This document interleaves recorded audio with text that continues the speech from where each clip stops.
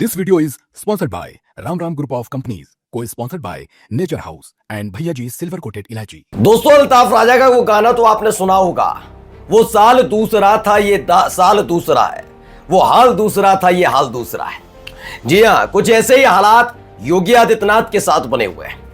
लोकसभा चुनाव के नतीजे के बाद वो साल दूसरा था जब योगी आदित्यनाथ को लेकर खबर आई थी कि उन पर नैतिकता के आधार पर इस्तीफा देने का दबाव है, लेकिन योगी आदित्यनाथ भिड़ गए थे। उन्होंने इस्तीफा नहीं दिया और आरएसएस ने उनका साथ दिया। लेकिन ये साल दूसरा है कि अकेले पड़े हैं योगी आदित्यनाथ, और अब तो खुलकर ऐलान भी हो चुका है कभी भी बाबा की विदाई हो सकती है सत्ता से। इन सब को पुख्ता करते हुए एक बड़ी खबर निकल कर आई। खबर यह है कि जहां चुन चुनकर मोदी शाह के करीबी अधिकारियों को अपने आसपास से हटाने में जुटे हुए थे योगी आदित्यनाथ, अब उन्हीं अधिकारियों से घिरते नजर आ रहे हैं। यानी पूरी तरह से उत्तर प्रदेश में कमान मोदी और शाह ने संभाल ली है, नौकरशाही पर भी। और इसी खबर ने पूरे उत्तर प्रदेश में हलचल मचाकर रखी है, क्योंकि हालात ये हो गए हैं कि पहले जो बगावत खुल्लम खुल्ला थी, अब अंदर खाने हैं, लेकिन सुगबुगाहट बहुत तेज है। अखिलेश यादव ने जो कहा था वो बात सच होने जा रही है क्या वाकई योगी आदित्यनाथ की विदाई होने जा रही है? नमस्कार, मैं हूं प्रज्वल गौतम और आप देख रहे हैं खबर चौक। मैं लगातार आपको 16 अप्रैल से लेकर अब तक जो घटा मैं बार बार आपको दिखा रहा हूं। 16 अप्रैल को आनंदीबेन पटेल मोदी जी से मुलाकात करती हैं। 20 तारीख को मनोज सिन्हा आनंदीबेन पटेल से मुलाकात करते हैं। उसके 24 घंटे के भीतर ही पूर्व नियोजित कार्यक्रम से, यानी जो कार्यक्रम होता है ना कि अब योगी आदित्यनाथ मिलेंगे, यहाँ जाएंगे वहां जाएंगे, मुख्यमंत्री का कार्यक्रम होता है, किसी का भी, प्रधानमंत्री का भी कार्यक्रम तय होता है, तो कोई कार्यक्रम नहीं था, पूर्व नियोजित नहीं था, फिर भी आनंदीबेन पटेल से मुलाकात करने योगी आदित्यनाथ पहुंच जाते हैं। इन सब के बीच एक बैठकों का दौर भी शुरू होता है। योगी आदित्यनाथ से वो नेता मिल रहे होते हैं, पूर्व विधायक, पूर्व मंत्री, जबकि केशव प्रसाद मौर्य से मौजूदा विधायक, मौजूदा मंत्री मिलते हैं। गुलदस्ते वाला खेल चल रहा होता है। अब इन सब के बीच क्या क्या हो रहा है जरा मैं आपको दिखाने जा रहा हूं। अचानक से तबादला एक्सप्रेस चलती है। चली तो तकरीबन 48 घंटे पहले थी, लेकिन मौजूद जो खबर है, जो अधिकारियों की नियुक्ति है, उसे लेकर एक ऐसी खबर आई है, आपको यकीन आ जाएगा क्या वाकई बाबा को कमजोर कर दिया गया है और बस एक औपचारिकता रह गई है कि वो खुद आगे आकर कहे कि मैं अब मुख्यमंत्री रहना नहीं चाहता। मैं बात क्यों कह रहा हूं, पहले एक खबर पढ़िए। योगी पर नजर रखेंगे मोदी के खास। ये दोबारा वैसे ही होने जा रहा है, कैसे मैं समझाऊंगा अभी। ये है 33 आईएएस अफसरों के ट्रांसफर की कहानी। अब दिल्ली के हाथों में है यूपी। पहले तो इस खबर का मतलब समझिए, योगी पर नजर रखेंगे मोदी के खास। इसको मैं अधूरा मानता हूं। इसे ऐसे लिखना चाहिए, योगी पर फिर नजर रखेंगे मोदी के खास। ये बात आप कहेंगे क्यों कह रहा हूं, तो बताता हूं।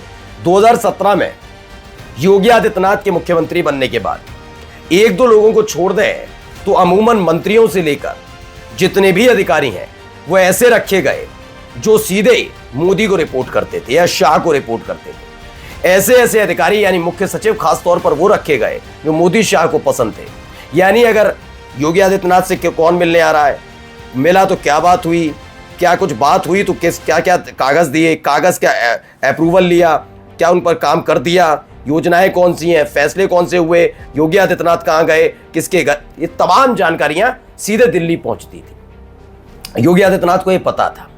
जो काम मोदी शाह ने आरएसएस के साथ 2019 के लोकसभा चुनाव में प्रचंड बहुमत हासिल करके किया, वही योगी आदित्यनाथ ने 2022 में कर दिया।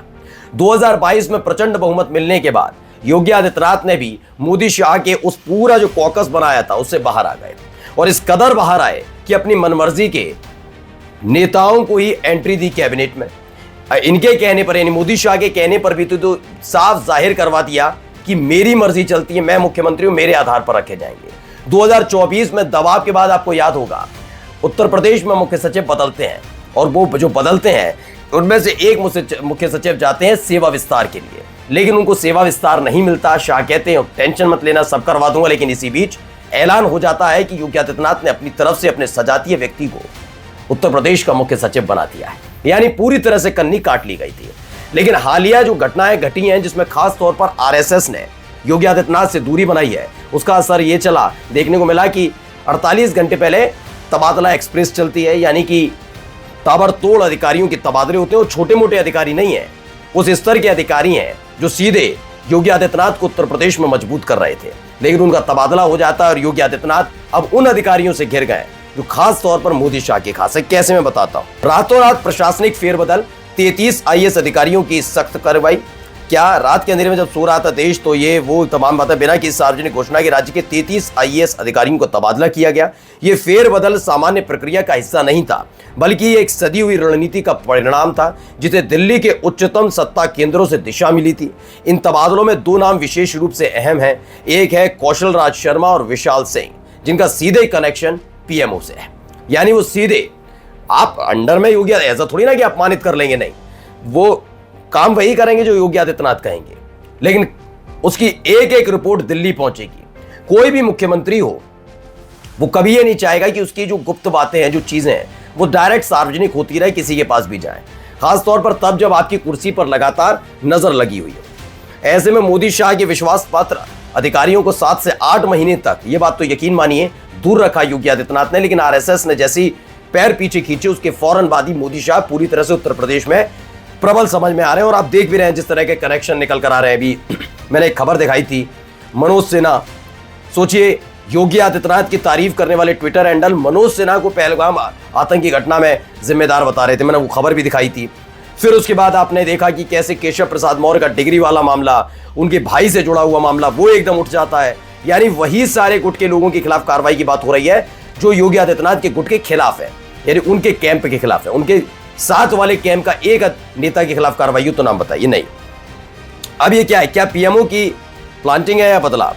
कौशल राज शर्मा और विशाल सिंह के नामों का चुनाव खुद में एक बड़ा संकेत है। दोनों अधिकारियों की नियुक्ति हुई, ये सवाल खड़ा करती है, क्या ये सिर्फ अफसरशाही का बदलाव है या फिर भाजपा सरकार के भीतर दिल्ली का बढ़ता प्रभाव है? कौशल राज शर्मा, जो पहले वाराणसी में तैनात थे और पीएम मोदी के करीबी माने जाते हैं, अब यूपी के मुख्यमंत्री कार्यालय के सचिव बने। यानी एक एक रिपोर्ट उठकर दिल्ली पहुंचेगी। उनकी नियुक्ति से स्पष्ट होता है कि योगी आदित्यनाथ की टीम में अब पीएमओ का सीधा दखल है, जैसे पहले हुआ करता था। अब आप इसको समझिएगा, एक दौर में योगी आदित्यनाथ इतने ताकतवर थे, बात मानने में किसी को गुरेज नहीं होना चाहिए कि उन्होंने सीधे सीधे मोदी और शाह को चुनौती दे डाली थी, याद है ना, पिछले ही साल। लेकिन अब हालात ऐसे बदले हैं कि वो कुछ कह नहीं पा रहे और बेबस नजर आ रहे हैं। जबकि अगर आपको बता दूं, उत्तर प्रदेश में जिन अधिकारियों की नियुक्तियां हुई हैं, उसमें सीधे योगी आदित्यनाथ का नहीं, मुख्यमंत्री का हस्तक्षेप होता है। ऐसे नहीं कि दिल्ली से आदेश आया और आपको उत्तर प्रदेश में यहां फलाना जगह बदलना होगा, ना, ये सारी जिम्मेदारी मुख्यमंत्री की होती है। लेकिन इतने दबाव में है योगी आदित्यनाथ कि चाहकर भी मना नहीं कर पाए। अब आइए विशाल सिंह, दूसरी महत्वपूर्ण नियुक्ति विशाल सिंह की है, जिन्हें सूचना एवं संस्कृति विभाग का निदेशक बनाया गया। यह विभाग राज्य सरकार की मीडिया और प्रचार रणनीतियों को संभालता है और अब इसका संचालन भी दिल्ली के करीबी अधिकारियों के हाथों में है। विशाल सिंह का वाराणसी से कनेक्शन और पीएमओ के साथ उनका गहरा रिश्ता यह दर्शाता है कि राज्य में मीडिया मैनेजमेंट अब दिल्ली की सीधी पकड़ बन गई है।